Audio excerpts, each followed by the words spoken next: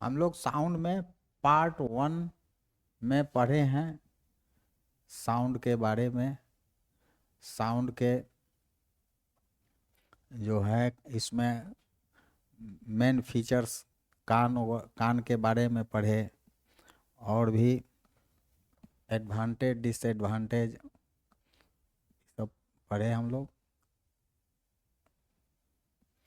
अब हम लोग पढ़ेंगे साउंड के लिए amplitude of vibration, time period of vibration और फ्रीक्वेंसी ऑफ विब्रेशन, ये सब पढ़ेंगे। तो पहले हम लोग जाने कि झूला जो होता है रस्सी से बांध करके किसी पेड़ में लगा दिया जाता था पहले, अभी भी बच्चे खेलते हैं तो रस्सी से बांध कर झूला लगा दिया जाता है और उस पर लोग स्विंग करते थे, झूलते थे, टू एंड फ्रो ऐसे चलते रहता है। तो जो टू एंड फ्रो मूवमेंट है, टू एंड फ्रो जो मूवमेंट है उसको ही ऑसिलेशन कहते हैं। ऑसिलेशन कंपन कहते हैं, विब्रेशन कहते हैं। विब्रेशन कहिए, ऑसिलेशन कहिए। तो वो तो हम लोग झूला के बारे में जाने, झूला पर आप बैठ भी जाएं और तब भी वो झूलता है, झूलते रहता है। तो टू एंड फ्रो मूवमेंट जो हुआ उसी को ऑसिलेशन कहते हैं, उसी को विब्रेशन कहते हैं। तो इस तरह से कुछ उसमें रिलेशंस हैं जिसके बारे में हम जानेंगे, कुछ टर्म्स हैं उसके बारे में जानेंगे।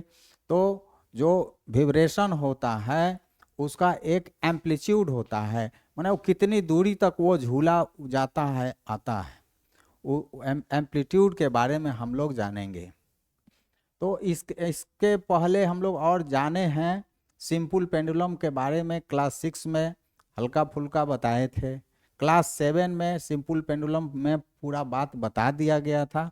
फिर भी सिंपल पेंडुलम के बारे में, सिंपल पेंडुलम भी समझिए कि झूला की तरह होता है। उसमें क्या होता है सिंपल पेंडुलम जो होता है उसमें एक धागा से बॉब को लटका देते हैं और ऊपर फिक्स रहता है, ये थ्रेड रहता है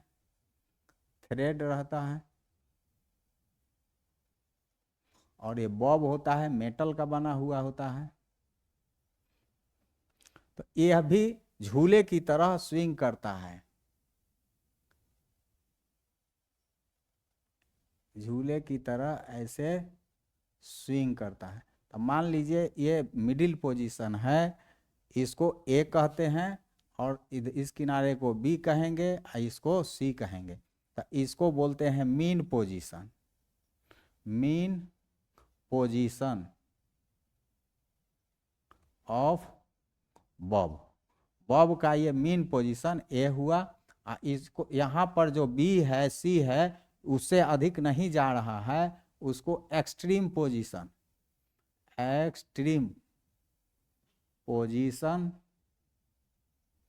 ऑफ बॉब कहेंगे।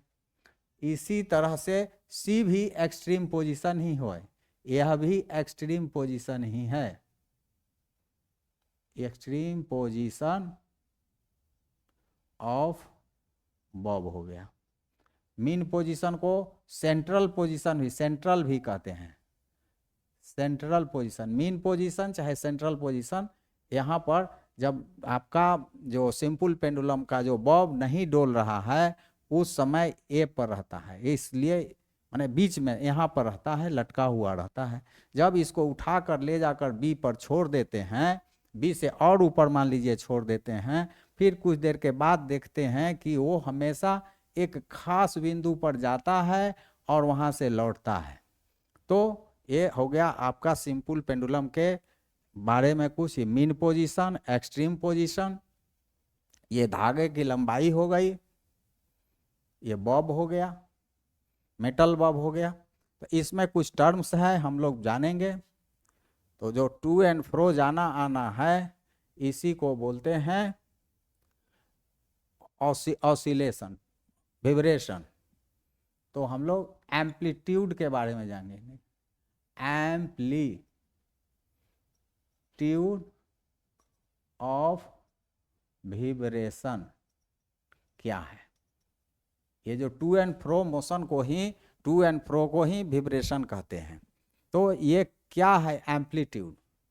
तो एम्पलीट्यूड मीन पोजीशन से एक्सट्रीम पोजीशन के दूरी को एम्पलीट्यूड कहते हैं। Mean position to extreme position, distance from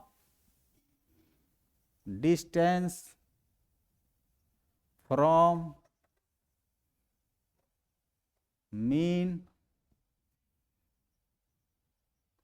position to extreme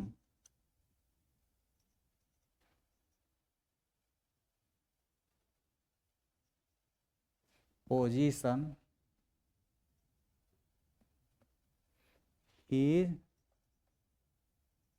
called amplitude. Amplitude of vibration of simple pendulum.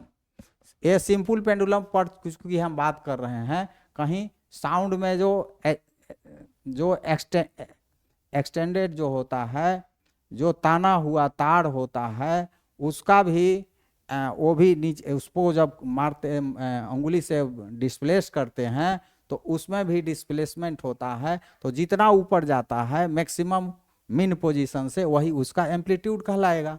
यहाँ ये जितना मैक्सिमम मीन पोजीशन से जा रहा है, यहाँ इसका मैक्सिमम एम्पलीट्यूड हो गया। तो एम्पलीट्यूड ऑफ विब्रेशन हुआ।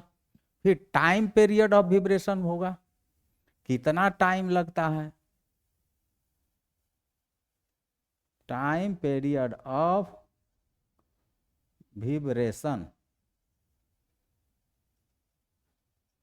तो एक ऑसिलेशन में जो समय लगता है, एक ऑसिलेशन एक बार जहां से शुरू किया, एक बार घूम करके फिर वहां आता है, तो उसको बोलते हैं एक ऑसिलेशन। और एक विब्रेशन का या एक विब्रेशन कहेंगे। तो उसमें जो समय लगता है उसको टाइम पीरियड ऑफ विब्रेशन कहते हैं। The time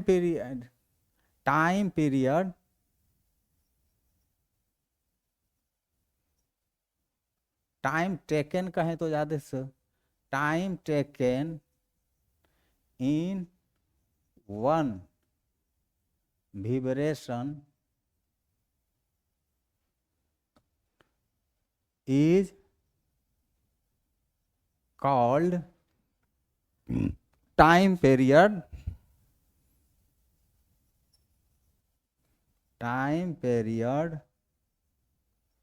of vibration for simple pendulum. Bracket में कर दीजिए। तो इसका यूनिट होता है सेकंड। अब टाइम पीरियड निकालना है तो इतना ना ये समय कम होता है कि हम लोग ऐसे जाने आने का समय देखेंगे, तब तक जो है सो फिर दूसरा उसका ऑसिलेशन शुरू हो जाएगा, तीसरा शुरू हो जाएगा। तो इसके लिए हम लोग क्या करते हैं, स्टॉप वॉच ले लेते हैं। स्टॉप वॉच ले करके और जैसे ही मान लीजिए बी पर आता है या सी पर आता है, कहीं देख लें, मान लीजिए कि बी पर आता है, जैसे ही बी पर आता है स्टॉप वॉच चालू कर देते हैं। स्टॉप वॉच चालू कर देते हैं और गिनना शुरू कर देते हैं। जैसे यहाँ से बी से गया सी पर, बी पर आया 1, यहाँ तो फिर आया 2, 3, 4, 5, 6, ऐसे मान लीजिए हम लोग कर लेते हैं 20 ऑसिलेशंस में। ऑसिलेशन जो है, जो समय लगा 20 ऑसिलेशन में जो टाइम लगा, जैसे ही 20 पूरा हुआ स्टॉप वॉच को बंद कर देंगे। तो हमारा तो टाइम फिक्स हो गया कि 20 ऑसिलेशन में मान लीजिए कि 30 सेकेंड लग गया। 30 सेकेंड लग गया तो अब 30 सेकेंड में कितना हुआ, 30 सेकेंड में 30 सेकेंड में 20 ऑसिलेशन हो गया। तो 1 सेकेंड में कितना हो गया? टाइम पीरियड है नहीं, 20 ऑसिलेशन, 20 ऑसिलेशन में 30 सेकेंड हो गया। तो एक ऑसिलेशन में 30/20, 1.5 सेकेंड, 1.5 सेकेंड समय लग गया। तो ये जो हुआ इसका टाइम पीरियड ऑफ विब्रेशन, एक विब्रेशन में 1.5 सेकेंड का समय लगा। इसी तरह से हम लोग जानेंगे फ्रीक्वेंसी ऑफ विब्रेशन। क्या जानने जा रहे हैं? Frequency of vibration.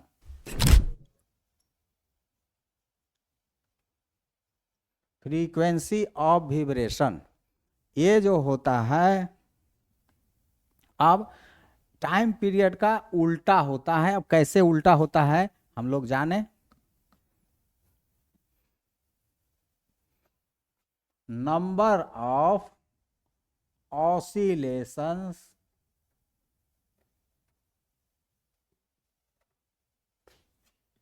In 1 second is called frequency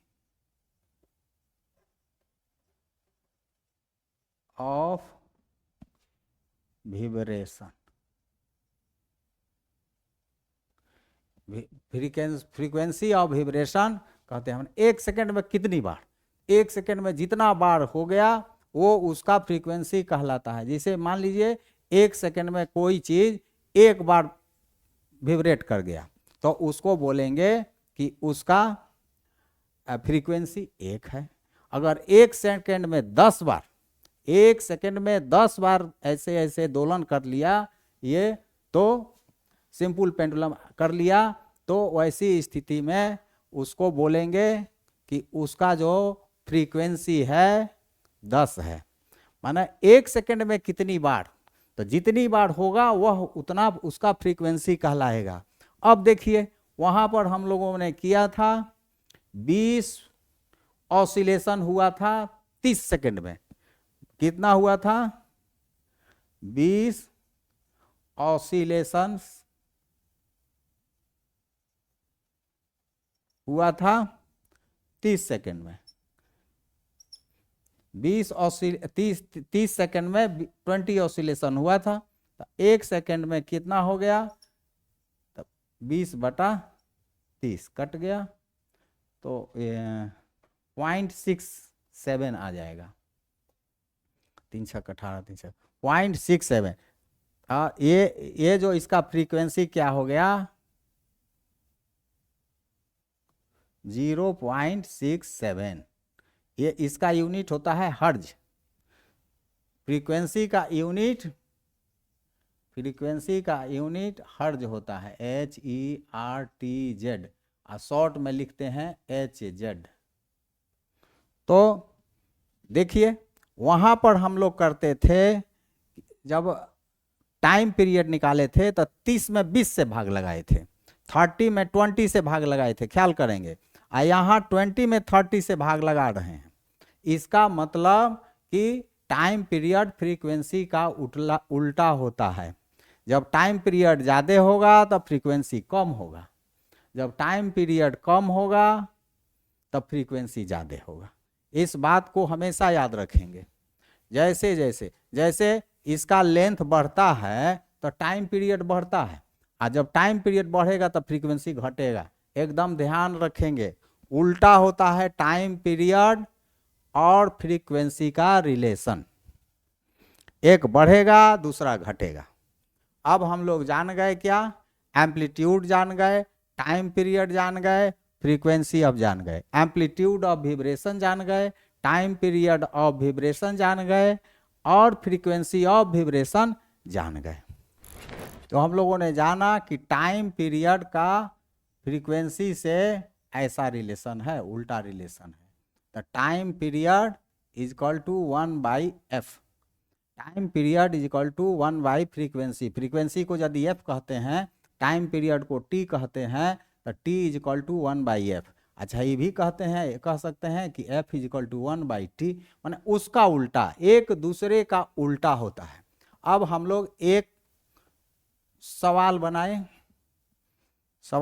बना तो लिए ही थे, तो क्या बनाए, हम लोग बनाए ही थे। मान लीजिए कि यदि क्वेश्चन है कि 50 ऑसिलेशन हो गया 10 सेकेंड में, 10 सेकेंड में, तो आपको मालूम करना है टाइम पीरियड। तो टाइम पीरियड क्या होगा, टाइम पीरियड होगा 50/10, मतलब 5 सेकेंड आ गया। अब फ्रीक्वेंसी क्या होगा,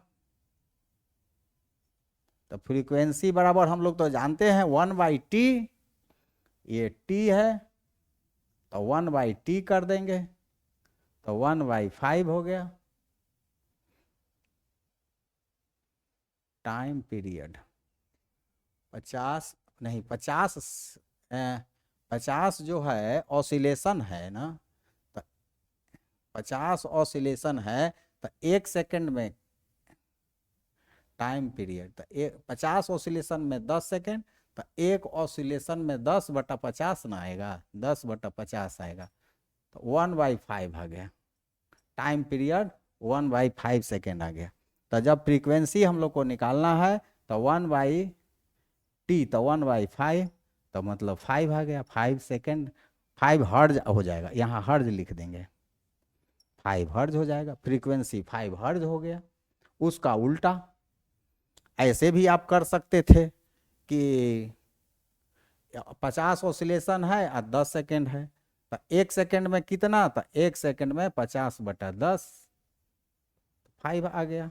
यहाँ भी 5 हो गया, ऐसे बनाइए चाहे ऐसे बनाइए, दोनों एक ही बात आएगा। तो इतना हम लोग जाने कि रिलेशन बिटवीन जो है, relation between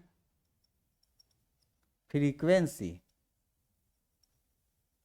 and time period यही होता है। T इजिकल टू 1/F और F इजिकल टू 1/T। तो F का हो जाता है हर्ज, यहाँ हर्ज लिख देंगे और यहाँ सेकेंड लिखेंगे, जो रहे। F दिया हुआ है तो T निकाल लेंगे, T दिया हुआ है तो F निकाल लेंगे, इस रिलेशन से हम लोग। अब हम लोग जानेंगे कैरेक्टरिस्टिक ऑफ साउंड। साउंड का क्या कैरेक्टरिस्टिक है, क्या गुण है, थोड़ा हम लोग जाने। कैरेक्टरिस्टिक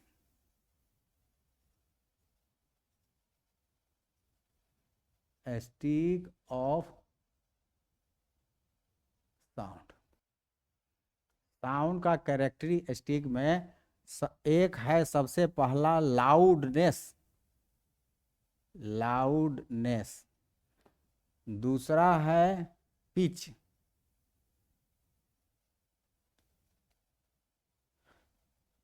तीसरा है क्वालिटी। अब हम लोग एक एक करके तीनों का बारे में जान लें। तो साउंड का जो है, तब विब्रेशन जब होगा तभी साउंड होगा, ये भी हम लोग जानते हैं, बिना विब्रेशन के साउंड हो नहीं सकता है। और साउंड होगा तो उसका लाउडनेस क्या है, पिच क्या है, क्वालिटी क्या है, इसको हम लोग पढ़ेंगे।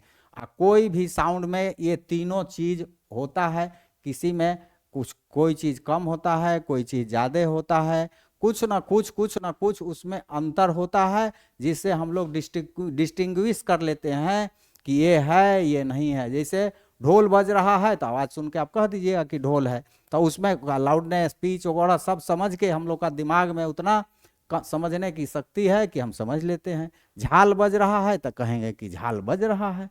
इस तरह से हम लोग अभी जाने सिर्फ लाउडनेस के बारे में, लाउडनेस के बारे में बता रहे हैं।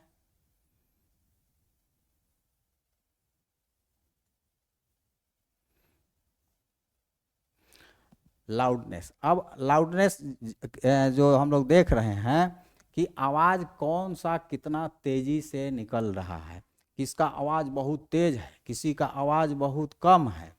तो इसको टेस्ट करने के लिए एक कांटी गाड़ दीजिए और उस कांटी में स्ट्रेच्ड वायर बांध दीजिए। स्ट्रेच्ड वायर बांध दिए, तार खींच के कस के बांध दिए। अब बांध करके इसमें थोड़ा हरकत कर दिए अंगुली से, तो कर दिए तो हल्का से किए तो देखते हैं कि ये ऐसे हुआ। तो ये कितना उठा, मीन पोजीशन से, ये भी मान लीजिए कि वायर है, तो मीन पोजीशन से कितना उठा, वही ना एम्पलीट्यूड कहते हैं। मीन पोजीशन से जो डिस्प्लेसमेंट हुआ वह एम्पलीट्यूड हुआ। तो यहाँ एम्पलीट्यूड इसका कितना हुआ, बहुत कम है। फिर यदि इसको फिर से डिस्प्लेस करते हैं तो जोर से कर दिए तो इतना उठ गया, तो इसका एम्पलीट्यूड बढ़ गया। इसका एम्पलीट्यूड मीन पोजीशन से ही नापते हैं एम्पलीट्यूड को, इसका एम्पलीट्यूड बढ़ गया। अब इतना नहीं दिखा करके हम थोड़ा सा में ही दिखाते हैं। ये वायर हो गया, ऐसे हो गया, तो ये बहुत कम हुआ एम्पलीट्यूड इसका।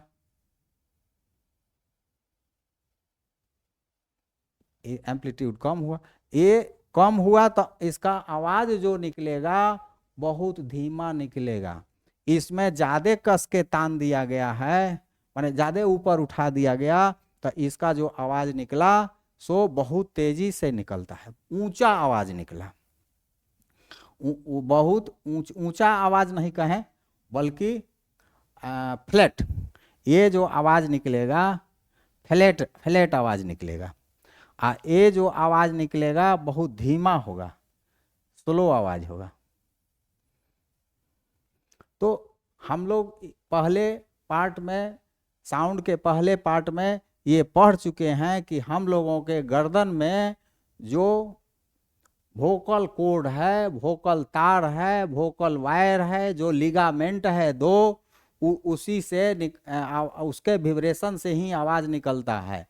हम लोग के लंग्स से जो हवा निकलता है वो उसी वोकल कॉर्ड के बीच से पार करता है, तब हम लोग आवाज निकलता है।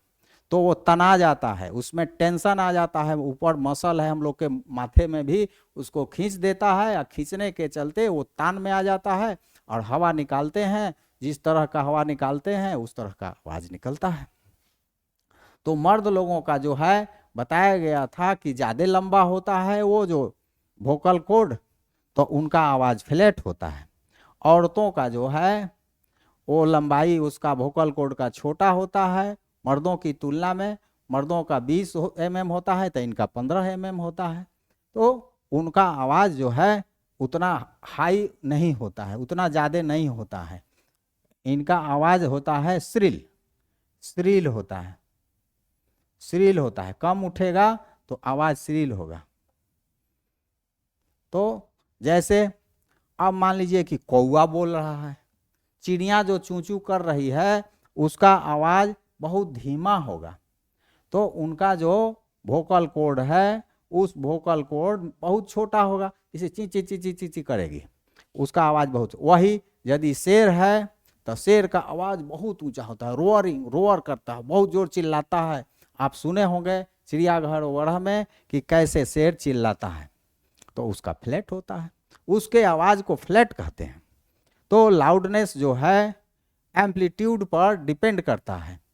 तो इसका एक रिलेशन है, एक फॉर्मूला है, क्या है कि loudness is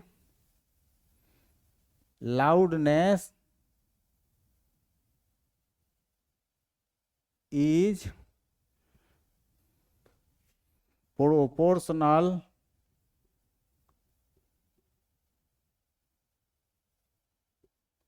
to a square of amplitude. Loudness is proportional to the square of amplitude। मतलब एम्पलीट्यूड जितना है उसको स्क्वायर कर देंगे वो लाउडनेस हो जाता है, तो वही वो ज़्यादा हो जाता है। अब मान लीजिए कि एम्पलीट्यूड जो है दूना कर दिए तो लाउडनेस 2 का स्क्वायर 4 हो जाता है, तो 4 गुना हो जाएगा। यदि एम्पलीट्यूड को यहाँ एम्पलीट्यूड को 3 गुना कर दिए, एम्पलीट्यूड 3 गुना हो गया, तब 3 3 जा 9, तो 9 हो जाएगा। लाउडनेस 9 गुना हो जाएगा। 3 गुना बढ़ाए एम्पलीट्यूड को तो ये लाउडनेस जो है सो 9 गुना हो गया। यही तो शेयर करता है, खूब जोर से चिल्लाता है तो उसका वोकल कॉर्ड बहुत ज़्यादा तन जाता है, बहुत ऊपर तक उठ जाता है, फैल जाता है, जिसके चलते उसका एम्पलीट्यूड बढ़ जाता है। एम्पलीट्यूड बढ़ जाएगा तो लाउडनेस उसका ज़्यादा हो जाता है। वही चिड़िया है, क्या चिल्लाएगी, उसका कितना बड़ा वोकल कॉर्ड होगा, तो कितनों चिल्लाएगी तो उसका आवाज़ ये श्रील ही होगा, हल्का ही होगा। तो यही जाने कि loudness is proportional to the square of amplitude. Loudness का जो यूनिट होता है डेसिबल होता है, डेसिबल। डी छोटका लिखते हैं, बड़का बी बड़ा वाला बी लिखते हैं, छोटा डी बड़ा बी, इसको बोलते हैं डेसिबल। और हम लोग जो सुनते हैं आवाज़, वो 0 डेसिबल का आवाज़ सुनते हैं, उसका आवाज़ 0 डेसिबल होता है। 0 डेसिबल आवाज़ को हम लोग सुनते हैं। और जैसे जैसे डेसिबल बढ़ता है, जैसे डीफ लोग हैं, बहरे लोग हैं, उनको ज़्यादा डेसिबल की आवश्यकता होती है, तेज से चिल्लाना पड़ता है तब वो सुनते हैं। खैर, हम लोग लाउडनेस के बारे में इतना जाने, अब थोड़ा जानेंगे पिच, पिच के बारे में। पिच को समझ लीजिए रिलेशन फ्रीक्वेंसी।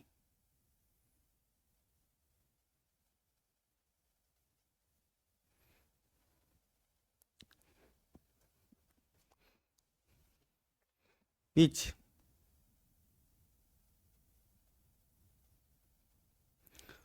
अब मान लीजिए कि 1 सेकंड में कोई आदमी 2 विब्रेशन का, जो आवाज़ उनका निकला वो एक विब्रेशन ये हुआ, एक विब्रेशन और हुआ, 2 विब्रेशन किए, एक ये हो गया, ये ऊपर वाला ये नीचे वाला, फिर एक ये हुआ ऊपर वाला नीचे वाला, तो 2 विब्रेशन हो गया 1 सेकंड में। और एक टाइम कितना लगा, 1 सेकंड में 2 विब्रेशन किया। मान लीजिए कि कोई जेंट्स है और कोई मान लीजिए कि महिला है, तो उनका कितना विब्रेशन है, तो मान लीजिए कि उनका 5 हो गया 1 सेकंड में। ये दूरी उतने तय किया हुआ रहेगा, ये जो है, ये जो डिस्टेंस है उतने दूरी रहेगा, तो दूरी हम लोग वही कर देते हैं। देखिए कितना विब्रेशन आता है, तो 1 हो गया, 2 हो गया, 3 विब्रेशन, और भी ज़्यादा होता है, मान लीजिए कि 3 कर दिए, तो यहाँ 2 विब्रेशन हुआ था, यहाँ 3 विब्रेशन हो गया 1 सेकंड में।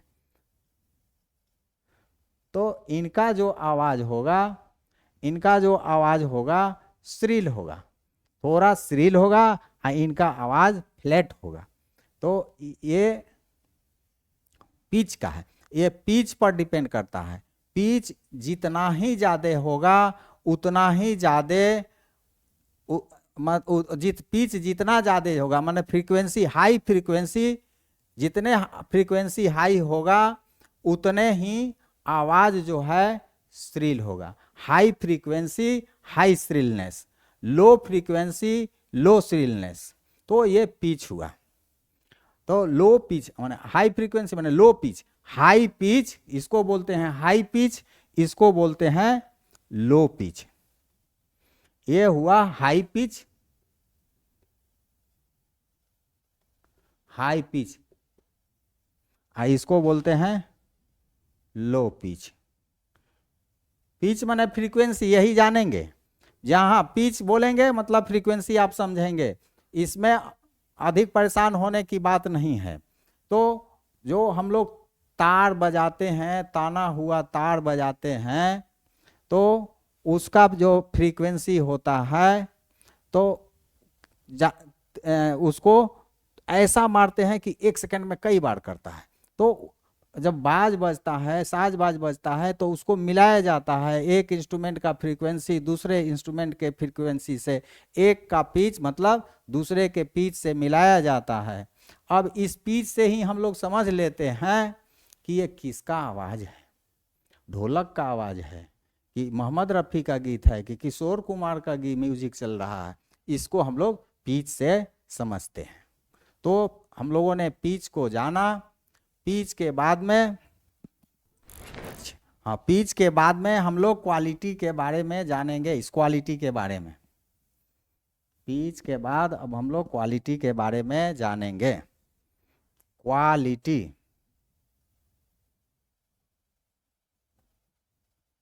क्वालिटी नाम दिया गया है, इसी को बोलते हैं टिम्ब्रे, TIMBRE, टिम्ब्रे। टिम्ब्रे मतलब क्वालिटी चाहे टिम्ब्रे मतलब इसको लय कहिए, सुर ताल कहिए, स्वर कहिए, स्वर कहिए, लय कहिए, चाहे स्वर कहिए, चाहे उनका आवाज कहिए, चाहे स्वर कहिए चाहे आवाज कहिए। तो किसका आवाज कैसा है, मीठा आवाज है, मीठा क्वालिटी है कि उनका आवाज कर्कश है, वो हम लोग उसको देख करके देख नहीं सुन करके समझते हैं कि किनका लय है। और उसी लय से ही हम लोग पहचानते हैं कि ये किशोर कुमार का गीत है, किशोर कुमार का आवाज है या लता जी का आवाज है, ये पता चलता है। तो उसके लिए उसके हम लोग आवाज से समझ जाते हैं, देखने नहीं जाते हैं, सुन के समझ लेते हैं कि वो लय है। तो क्वालिटी यही कहलाता है जो बताता है कि ये किसका आवाज है, यूनिक होता है। ढोल का आवाज है, तबले का आवाज है, तो ये सब जो है क्वालिटी पर डिपेंड करता है। किसी का अच्छा आवाज है तो उसका क्वालिटी कहेंगे कि अच्छा है, जिसका आवाज अच्छा नहीं है तो कहेंगे कि उसका क्वालिटी ठीक नहीं है, मतलब उनका लय ठीक नहीं है। तो हम लोगों को किसी भी साउंड को जानने के लिए, पहचानने के लिए 3 चीज़ों की आवश्यकता होती है, लाउडनेस की, पिच की और क्वालिटी की। इसमें से कहीं किसी में एक से पता चल जाता है, किसी में दोनों की आवश्यकता पड़ती है, कभी तीनों की आवश्यकता पड़ती है, और हम लोग पहचान पाते हैं ये जो आवाज़ आ रहा है वो किस एम्पलीट्यूड से, उसका लाउडनेस मालूम हो जाता है। एम्पलीट्यूड हम लोग देखते नहीं हैं, समझते हैं लाउडनेस के आधार पर कि वो कितना, उसका मैंने एम्पलीट्यूड ज़्यादा है इसलिए तेज आवाज़ आ रहा है। पिच है, पिच से हम लोग श्रिलनेस के, फ्लैटनेस के बारे में भी इस भी को भी जानते हैं। क्वालिटी में मैंने बढ़िया गीत हो रहा है तो ठीक है, तो क्वालिटी अच्छा है, नहीं तो नहीं है। तो इस तरह से हम लोग कैरेक्टरिस्टिक ऑफ साउंड के बारे में जाने। अब हम लोग साउंड के बारे में जानेंगे। साउंड जो होता है 2 प्रकार का होता है, 2 प्रकार का साउंड होता है। एक होता है ऑडिबल, AUDIBLE, ऑडिबल साउंड। एक होता है अनऑडिबल साउंड। तो अनऑडिबल भी साउंड भी 2 प्रकार का होता है। अनऑडिबल जिसको हम लोग, जो सुनने वाला साउंड जिसको हम लोग सुनते हैं वो साउंड, और जो नहीं सुनते हैं अनऑडिबल साउंड जो सुनाई नहीं देता है, वह भी 2 प्रकार का होता है। हम लोग इसको थोड़ा जानेंगे बढ़िया से। इसको बोलते हैं इंफ्रासोनिक साउंड, या सिर्फ इंफ्रासोनिक भी कह देंगे तो काम चल जाता है। इंफ्रासोनिक भी कह देंगे तो काम चलेगा। इसको बोलते हैं अल्ट्रा सोनिक साउंड, इसको बोल देंगे, इसको सिर्फ अल्ट्रासोनिक भी कह सकते हैं। अल्ट्रा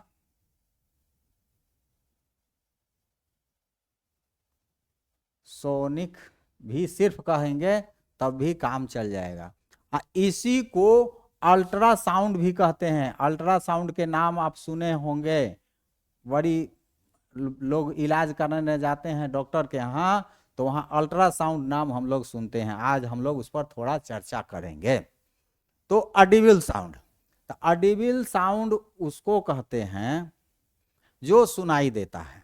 तो कुछ आवाज, जो विब्रेशन हम लोग को सुनाई देता है, जिस विब्रेशन को हम लोग सुन सकते हैं, उसको ऑडिबल साउंड कहते हैं। जैसे सिंपल पेंडुलम है, सिंपल पेंडुलम डोलता है ना, तो 1 सेकंड में खूब करेगा तो 2 से 3, माने 1 सेकंड में 2 से 3 बार वो विब्रेट करेगा। वो हम लोग आवाज़ तो करता है, कुछ आवाज़ उससे निकलता है, लेकिन साधारण मानव माने मनुष्य उसको नहीं समझ सकता है। ह्यूमन बीइंग उसको नहीं समझ सकता है कि उससे आवाज़ निकल रहा है। तो कब हम लोग सुनेंगे आवाज़? तो वैसा चीज जो 1 सेकंड में कम से कम 20 बार विब्रेट करेगा, उसका आवाज तभी हम लोग सुन सकते हैं उसके आवाज को। जैसे पंखा चलता है, तो पंखा जब चला तो 1 सेकंड में वो तो चल जाता है 500 बार, 1 सेकंड में मान लीजिए कि 50 बार घूम जाता है। तो 50 बार जब वो घूम जाता है तो उसका फ्रीक्वेंसी 50 हो गया। तो जब फ्रीक्वेंसी 50 हो गया तो हम लोग उस पंखा चलने का आवाज सुनते हैं। उसी तरह से हम लोग सुनते कितना है? ऑडिबल साउंड का फ्रीक्वेंसी 20 हर्ज से लेकर के 20,000 हर्ज तक के फ्रीक्वेंसी को मनुष्य सुन सकता है। The sound which is heard by human being is called audible sound। यही डिफिनीशन आप याद रखें। the sound heard by human being माने मनुष्यों द्वारा, ह्यूमन बीइंग का मतलब मनुष्य समझेंगे, मनुष्यों द्वारा सुना जाता है, वो 20 हर्ज से 20,000 हर्ज तक होता है। तो 20,000 को 20, तो जनवेक बताए ही हैं कई बार कि किलो कह देते हैं, 1000 को HZ भी लिख सकते हैं, इसको 20 HZ भी लिख सकते हैं, 20 किलो हर्ज लिख देंगे।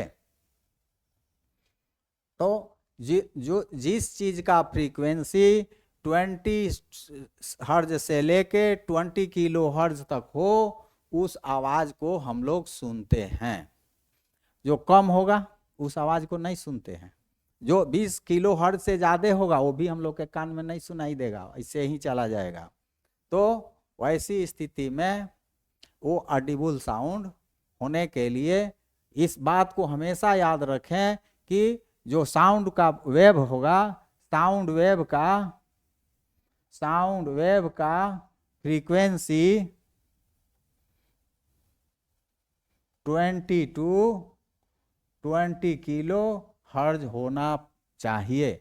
इससे कम या ज्यादा होगा तो हम लोग नहीं सुनेंगे। अब हम लोग जानेंगे अनऑडिबल साउंड। तो अनऑडिबल साउंड नहीं सुनने योग्य आवाज, तो इसी में तो उसका डिफिनीशन छिपा हुआ है, ऑडिबल साउंड में ही छिपा हुआ है। 20 हर्ज से 20,000 हर्ज के बीच को हम लोग सुनते हैं, बाकी को नहीं सुनते हैं। तो जो 20 से नीचे हुआ उसको इंफ्रासोनिक कहेंगे। 20 से नीचे जिसका फ्रीक्वेंसी हुआ, जिस साउंड का फ्रीक्वेंसी हुआ, उसको इंफ्रासोनिक साउंड कहेंगे। और जिसका 20,000 हर्ज से ज्यादा हुआ उसको अल्ट्रासोनिक साउंड कहेंगे। इसी में ऑडिबल साउंड में ही अनऑडिबल साउंड का डिफिनीशन छुटा हुआ, उसके पार्ट्स का डिफिनीशन छिपा हुआ है। तो इंफ्रासोनिक साउंड चाहे इंफ्रासोनिक, अब हम लोग जाने, थोड़ा उसको तो जान गए, अब जाने infrasonic sound. infrasonic sound is that sound in which frequency of vibration is less than 20 Hz. Infrasonic sound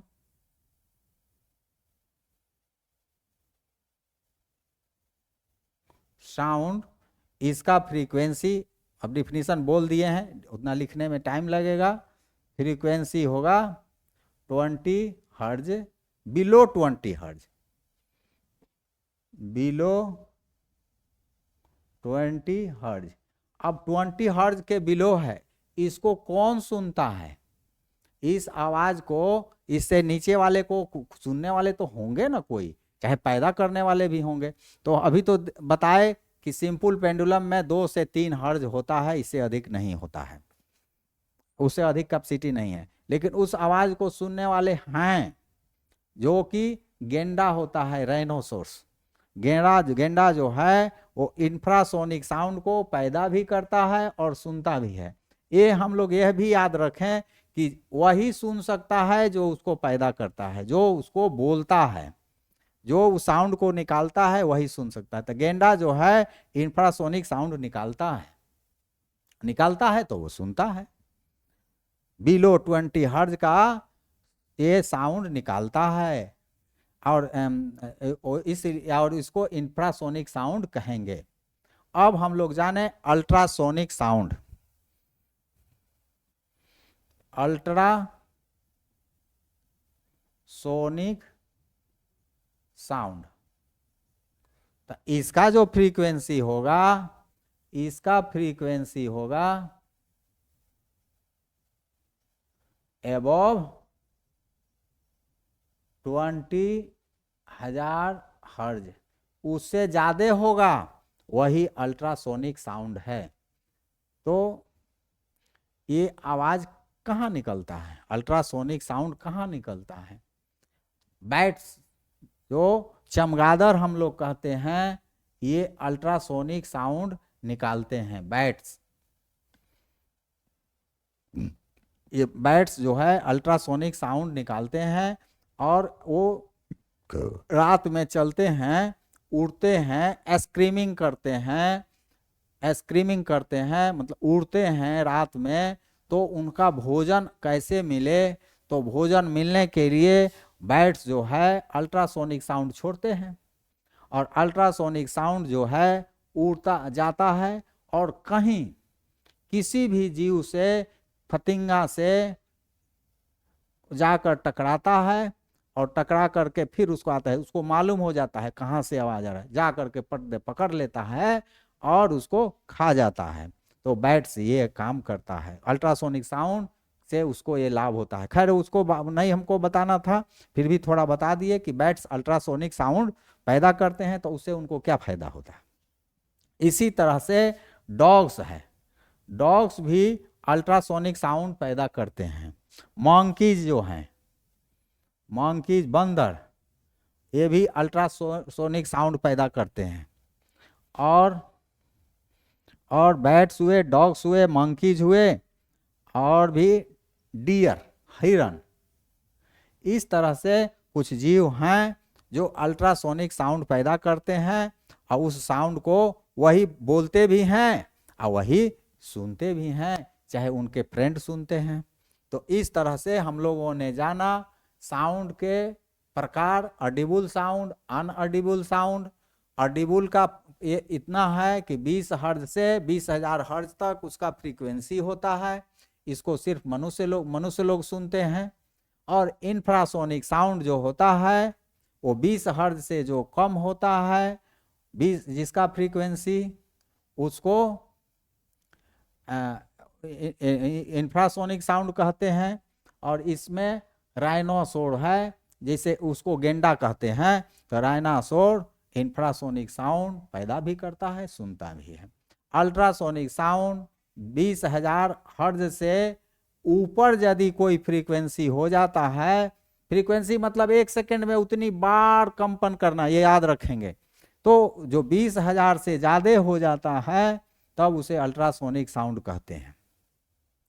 तो फ्रीक्वेंसी अबव 20,000 हर्ट्ज कौन कौन जीव हैं जो पैदा करते हैं? बैट्स हैं, डॉग्स हैं, मंकीज हैं और डियर हैं, ये पैदा करते हैं।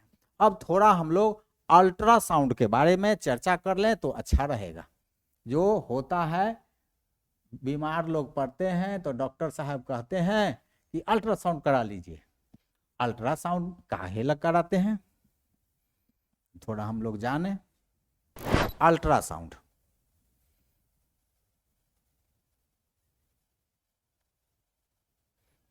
जैसा हम लोग डिफिनीशन पढ़े, इसका फ्रीक्वेंसी होता है कितना?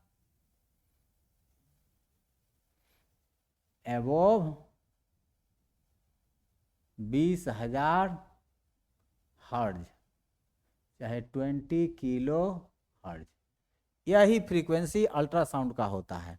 इसी गुण का उपयोग करके जो अल्ट्रासाउंड मशीन बना हुआ है, इसी गुण का उपयोग किया गया है। साउंड का, साउंड के माध्यम से हम लोग पता कर लेते हैं कि उससे क्या होता है, क्या हो रहा है बॉडी में। तो अल्ट्रासाउंड ये हो गया, और उसका यूज हम लोग थोड़ा जान लें। तो यूज ऑफ अल्ट्रासाउंड जाने, यूज ऑफ अल्ट्रासाउंड, तो इससे का यूज जो है मेडिकल साइंस में होता है। यूज इन मेडिकल साइंस, सीधे कह दीजिए। दूसरा है, मेडिकल साइंस में ही अल्ट्रासाउंड से जो पता चलता है कि बच्चे जो है, बच्चा जो गर्भ में पल रहा है वो सही सलामत स्थिति में है कि नहीं, उसका सारा पता चल जाता है देखने से कि वो गर्भनाल से जो जुड़ा हुआ है, फोएटस, फोएटस को गर्भनाल कहते हैं, फोएटस से जो जुड़ा हुआ है वो का प्रोग्रेस तो ठीक है ना, जो फोएटस में जितना वाटर, जितना लिक्विड चाहिए वो है ना। तो use in detecting फोएटस that child in womb, WOMB, वोम बोलते हैं गर्भ, पेट में, इन womb is developing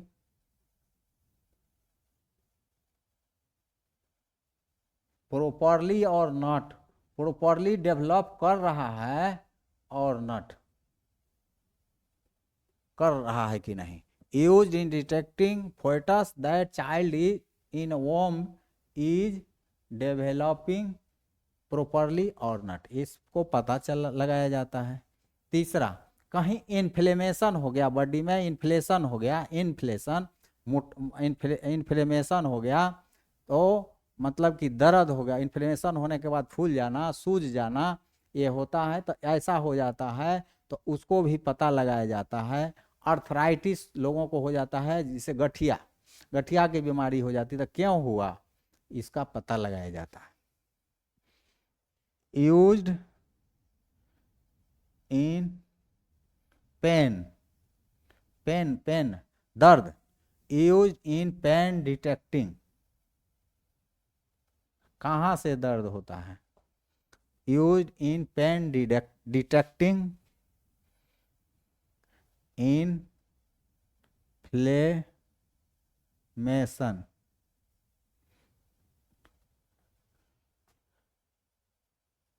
and arthritis,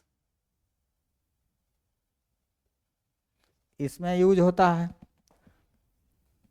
और यूज होता है समुद्र में, समुद्र में अल्ट्रासाउंड वेव को छोड़ करके पता लगाया जाता है कि कहीं मान लीजिए जहाज का एक्सीडेंट हो गया है, पानी जहाज का, तो शिपरेक्स, शिपरेक्स, शिपरेक्स समुद्री चीज के, समुद्री जो जहाज है उसके टुकड़े को, चाहे ये जो मछली होती है फिशेज, फिशेज, इसका पता लगाया जाता है। shoal of fishes, shoal of fishes, shoal of fishes माने मछलियों की भी झुंड होता है, तो उसको भी उसके झुंड में को पता लगा करके लोग मछली लोग मारते हैं। पनडुब्बी में यूज होता है, सबमेरीन, सबमेरीन में यूज होता है। इस तरह से अल्ट्रासाउंड का यूज होता है। तो ये हुआ मेन अल्ट्रासाउंड का यूज। अब हम लोग जानेंगे नॉइज एंड म्यूजिक। नॉइज क्या है, म्यूजिक क्या है? तो पहले नॉइज को जाने।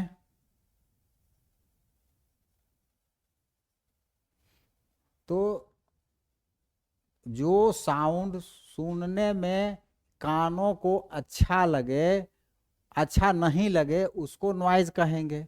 जो आवाज़ हम लोगों के कान को सुनने में अच्छा नहीं लगे, उसको नॉइज कहते हैं। और इसका जो विब्रेशन होता है इरेगुलर होता है।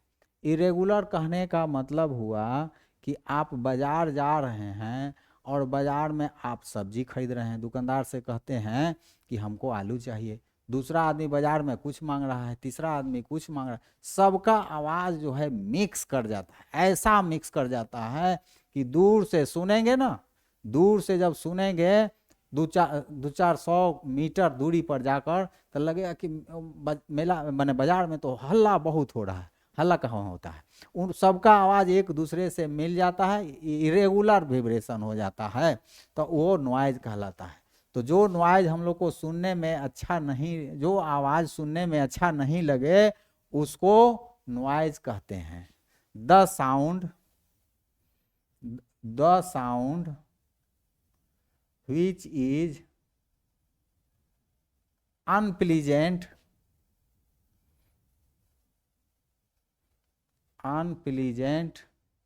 to hear,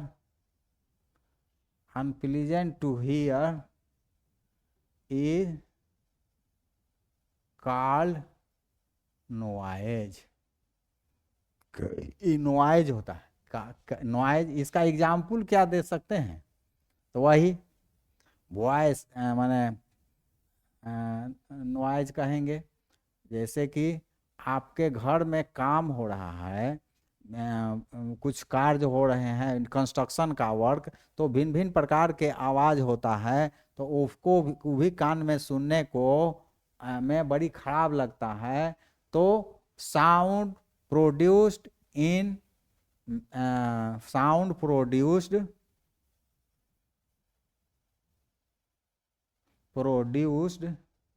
at construction site, कुछ निर्माण हो रहा है, वहाँ पर का जो साउंड है वो नॉइज लगता है। कोई पीट रहा है, कोई काट रहा है, तो वहाँ का आवाज़ जो है नॉइज हो जाता है। और भी साउंड है, जैसे प्लेन का उड़ रहा है, चाहे प्लेन आ रहा है, तो वो भी नॉइजे न हुआ। प्लेन फ्लाइंग और लैंडिंग, ये भी आवाज हो गया। फिर और क्या हो गया? घर में मिक्सी ग्राइंडर चलता है, मिक्सर ग्राइंडर, ये भी बड़ी कर्कश आवाज करता है।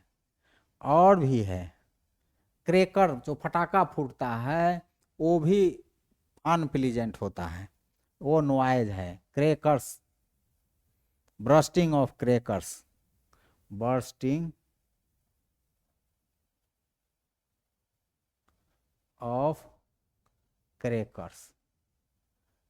इस तरह से ये सब अनप्लीजेंट साउंड हैं। तो ये नॉइज हुए, ये अनप्लीजेंट है तो नॉइज हुए। अब उसी तरह से हम लोग जाने म्यूजिक के बारे में। म्यूजिक, अब हम लोग जाने म्यूजिक के बारे में।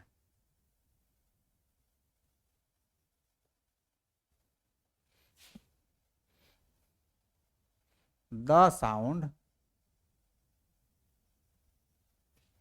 which is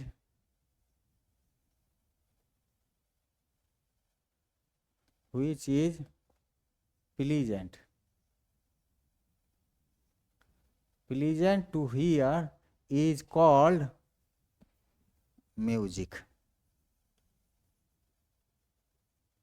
अब इसके एग्जाम्पल में क्या रखेंगे, इसके एग्जाम्पल में रख दीजिए साउंड ऑफ म्यूजिकल इंस्ट्रूमेंट, इतने भर कर दीजिए।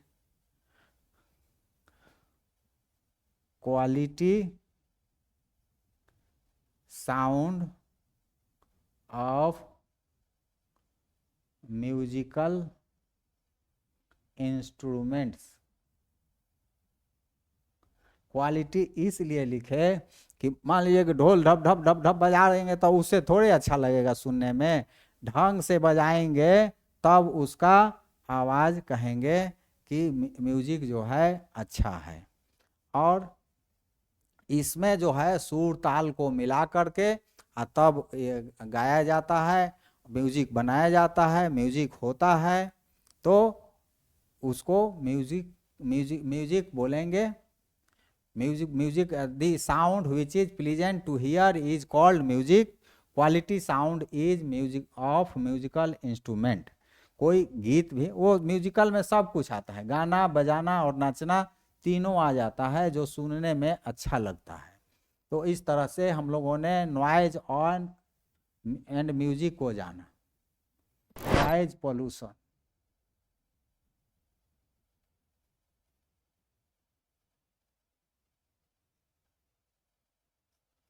नॉइज पोल्यूशन क्या होता है कि हमारे घर के अगल बगल यदि हरदम हल्ला हो रहा है, हरदम किसी तरह का आवाज़ आ रहा है, चाहे वो लाउड स्पीकर का आवाज़ हो, चाहे लोगों का बोलने झगड़ने का आवाज़ हो, चाहे कोई कंस्ट्रक्शन हो रहा हो, चाहे कोई फैक्ट्री का आवाज़ हो, चाहे रोड किनारे घर है तो गाड़ी का आवाज़ हो, ये सभी जो है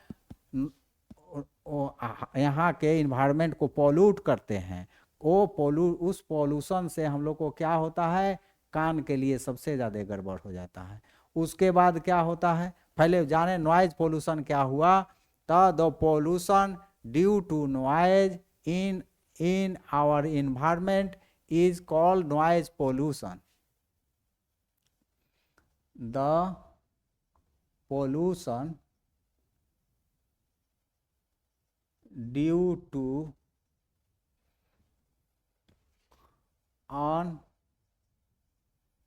अनप्लीजेंट कहिए, अनप्लीजेंट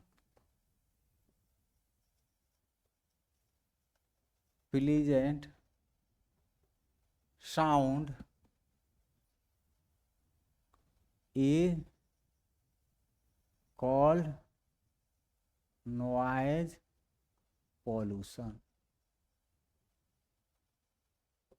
अब एग्जाम्पल में तो वही हो गया, लाउड स्पीकर आवाज़, लाउड स्पीकर का आवाज़, लाउड स्पीकर का आवाज़ हो गया, रोड पर गाड़ी के चलने का हॉर्न का आवाज़ हो गया, गाड़ी का आवाज़ हो गया, और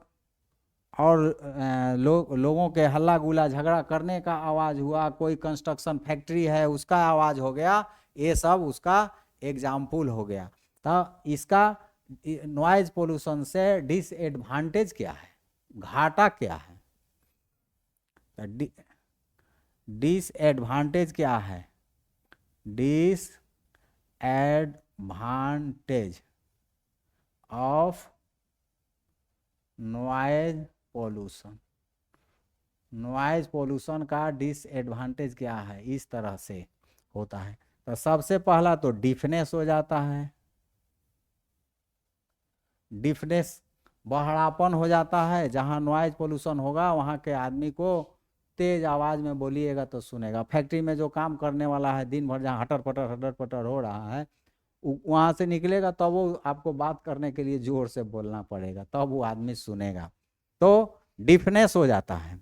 और भी हो जाता है, मान लीजिए कि रात में जब नॉइज पोल्यूशन होगा तो जो है आप ठीक से सो नहीं पाइएगा, तो स्लिपनेस हो जाएगा। जो स्लीपनेस डल हो जाएगा, मंदा पड़ जाएगा, स्लीपनेस डल हो जाएगा। तो जब स्लीपनेस डल हो जाएगा तब क्या होगा, मेंटल गड़बड़ी आ जाएगा, मेंटल डिस्टरबेंस हो जाएगा। मेंटल डिस्टरबेंस क्या होगा कि नींद नहीं पड़ा तो मेंटल डिस्टरबेंस होगा। अब मेडिकल डिस्टरबेंस होगा तो क्या होगा, बीपी वगैरह बढ़ जाएगा, हाइपर टेंशन हो जाएगा। हाइपर टेंशन नॉइज पोल्यूशन से हो जाता है। हाइपर टेंशन मतलब high BP, high blood pressure हो जाता है। तो इस तरह से ये हम लोग को ये जो पोल्यूशन है, हाइपर टेंशन, ये सब बीमारी होने लगता है। और भी दर्द होने लगेगा, नींद नहीं पड़ेगा तो 17 किस्म का बीमारी होगा। तो नॉइज पोल्यूशन से हम लोग को ये डिसएडवांटेज हो जाता है। तो इसको दूर कैसे करेंगे नॉइज पोल्यूशन को? तो नॉइज पोल्यूशन को दूर करने के लिए how to remove noise pollution, how to, थोड़ा हम लोग जाने, how to remove noise pollution, इसको कैसे दूर करेंगे? तो नॉइज पोल्यूशन को दूर करने के लिए सबसे बेस्ट उपाय है कि जिन जिन कारणों से आपके पास नॉइज हो रहा है उसको बंद कर दें। चाहे लाउड स्पीकर हो, बंद करवाने का व्यवस्था करें, चाहे ऐसे सरकार तो व्यवस्था की ही है कि रात में 10 बजे के बाद लाउड स्पीकर नहीं बजेगा। रोड के किनारे आपका घर है, वैसी स्थिति में आप क्या करेंगे, घर तो हटाएंगे नहीं। तो घर बनाते समय ही यह हम लोग सोच लें कि घर कैसे जगह पर बनाएं। रोड के किनारे बनाएंगे तो कष्ट हमेशा होगा, वो चलते रहेगा। तो हम लोग इतना ही जाने कि we should avoid noise pollution producing objects, इतने उसका बढ़िया रहेगा। और इसी को आप जितना बढ़ा चढ़ा के लिख दीजिए अच्छा है। तो we should avoid noise polluting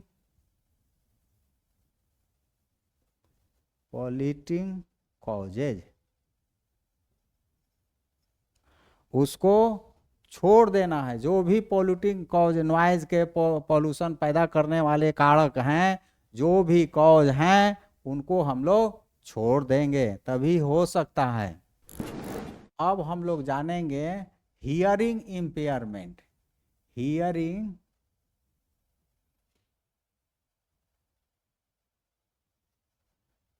impairment, चाहे उसको बोल दीजिए डैमेज्ड हियरिंग।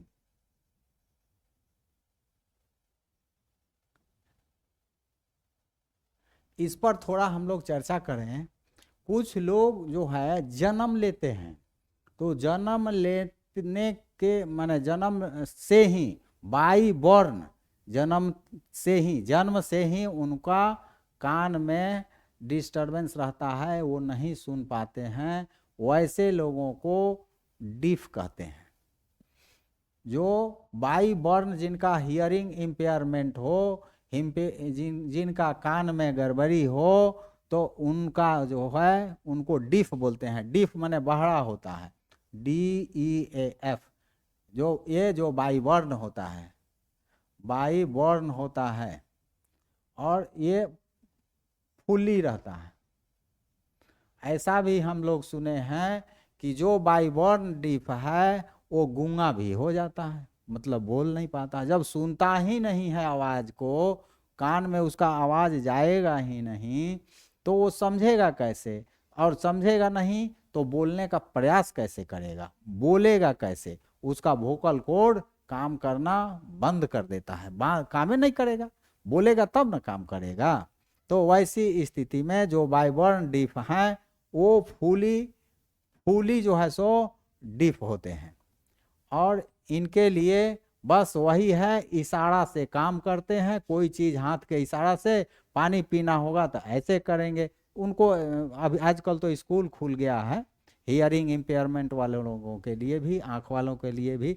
तो वो लोग वहाँ पर इशारा बताते हैं कि इस इशारा का ये मतलब है, इसका ये मतलब है, इसका ये मतलब है। उस तरह से वो लोग समझते हैं, तो उनको इशारा से काम चलता है।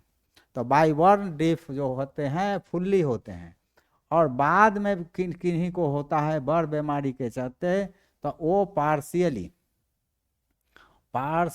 जो है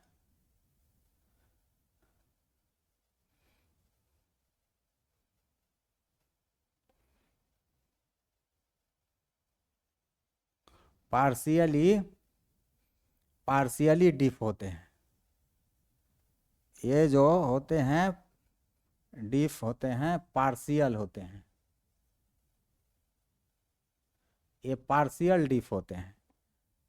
जो कोई बड़ बीमारी हुआ, जैसे कोई कान में इन्फेक्शन हो गया, कान में कुछ ऐसा चीज़ से मार दिए जो उनका जो है सो ईयर ड्रम है वो खराब हो गया, तो और भीतर तक इन्फेक्शन चला गया, और भी सब खराब भी हो गया, तो वैसी स्थिति में वो लोग पार्शियल डिफ होते हैं। कोई कोई तो पूरा डिफ हो जाता है।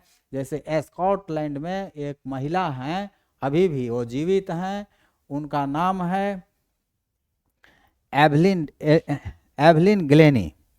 एवलिन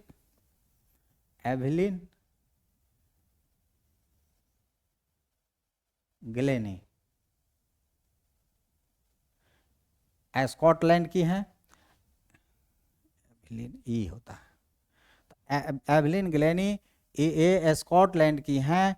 ये 12 साल की जब थी तो इनका कान में इतना ज़्यादा हैवी इन्फेक्शन हुआ कि इनका सुनना बंद हो गया।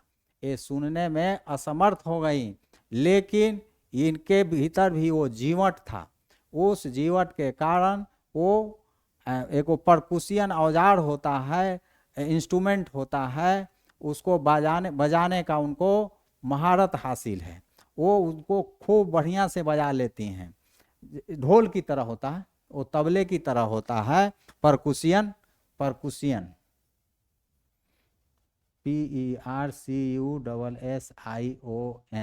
परकुशियन एक इंस्ट्रूमेंट होता है जो तबले की तरह ही होता है, ढोल की तरह होता है। उसको एवलिन ग्लेनी जो स्कॉटलैंड की हैं वो खूब बढ़िया से बजाती हैं। उनका कितना अवार्ड उनको मिला हुआ है। उनका तो कहना है कि हमको, उनसे जब पूछा गया तो वो बोली हैं कि मेरा जो कोई भी म्यूजिक बजता है तो कान नहीं, मेरा बॉडी उसको समझता है, बॉडी का स्किन उसके विब्रेशन को समझता है, और उसके आधार पर हम बाज बजाते हैं, परकुशियन को बजाते हैं। तो हियरिंग इम्पेयरमेंट जो है अब के समय में कोई वैसा चीज, कोई गड़बड़ चीज नहीं रह गया है व्यवस्था के चलते। जैसे एवलिन ग्लेनी जो है पूरे विश्व में उनका नाम है। तो इस तरह से ये हियरिंग इम्पेयरमेंट हम लोग पढ़े, और इस तरह से हम लोगों का साउंड चैप्टर जो है समाप्त होता है। और आपसे अनुरोध है कि आप हमारे चैनल को सब्सक्राइब करें, शेयर करें, लाइक करें, हमारे हौसला को इसी तरह बढ़ाते रहें। Thank you.